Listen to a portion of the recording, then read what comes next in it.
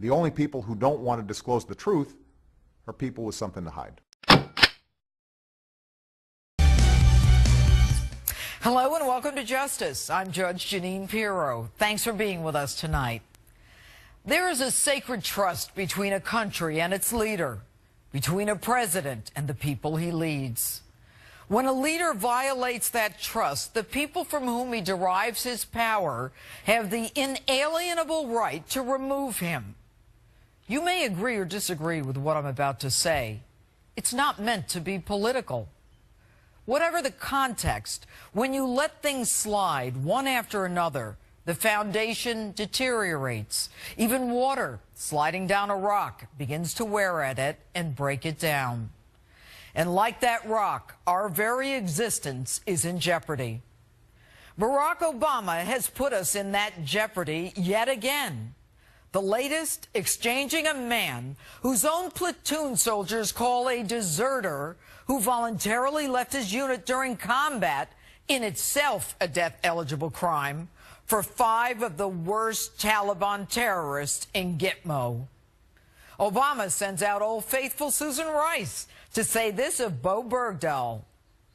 He served the United States with honor and distinction. Really? Even the White House had to respin that. Now, Susan, isn't English your first language? Weren't you briefed on what to say? And not for nothing, don't you know that those Sunday morning talk shows are a danger zone for you? But then again, that despicable video lie got you moved up to National Security Advisor. And ironically, the reason for the trade? What we did was ensure that, as always, the United States doesn't leave a man or a woman on the battlefield. Pray tell, Susan, is it okay to leave some behind? The trade surprised even Congress. It comes with some surprise and dismay that the transfers went ahead with no consultation, totally not following the law. And that's a Democrat. Enter our president.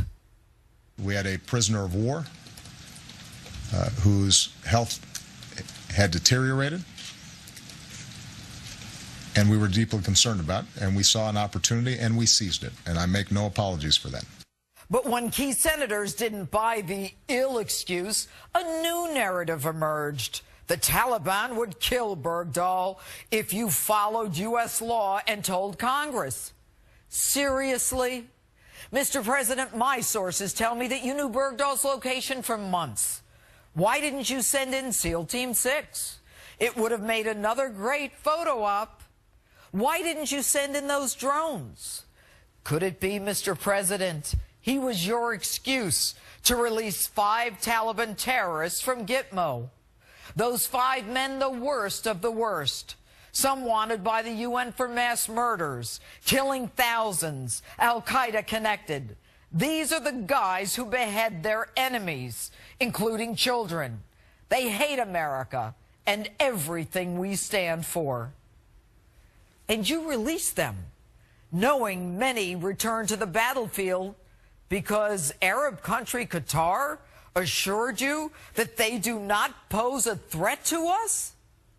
And you're good with that? You buy it?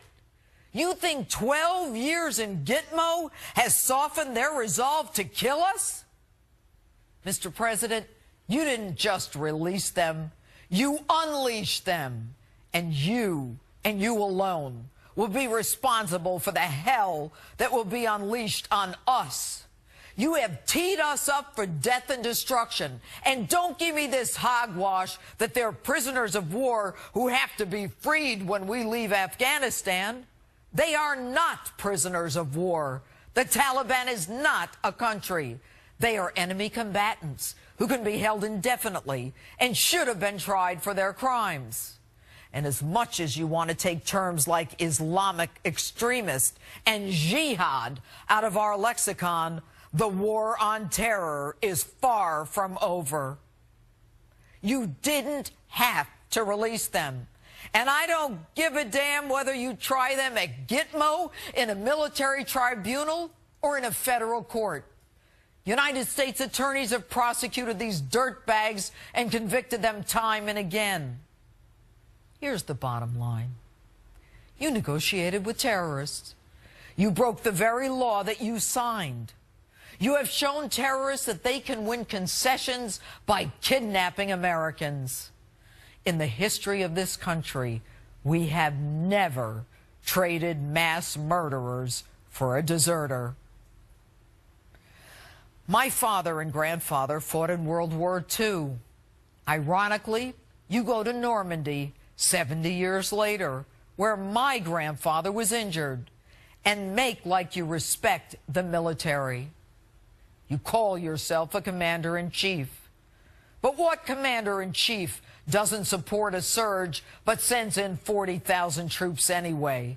What commander-in-chief reduces benefits to those in the military, closes the Veterans War Memorial, reduces the Army to pre-World War II levels, knowingly allows veterans to die in our hospitals, while replenishing the enemy in a time of war?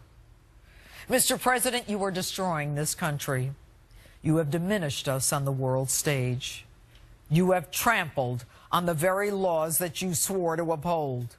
You are not a true commander-in-chief. We've impeached a president for lying about sex with an intern. Your actions, far more egregious, demand impeachment. The only people who don't want to disclose the truth are people with something to hide.